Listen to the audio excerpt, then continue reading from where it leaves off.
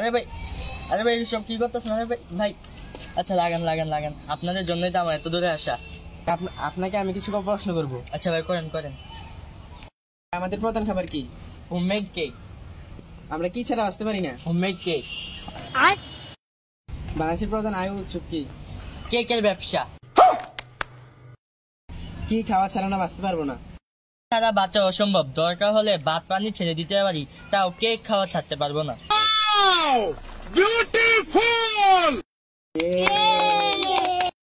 কি কি পাওয়া যায়? এখানে আছে ভেজিটেবল কেক, চকোবিন cake, vanilla cake, chocolate cake, cowberry cake. আবার কি কেক? ভাই এইটা বুঝলেন না? এটা হচ্ছে অস্ট্রেলিয়া যে গরু আছে না, ওই গরুর মলমূত্র গুলো শুকিয়ে দীর্ঘদিন ধরে রেখে তারপর এই কেকটা তৈরি করা হয়। আর কেকগুলো কে বানায়? ভাই আপনাদের ভাবি বানায়।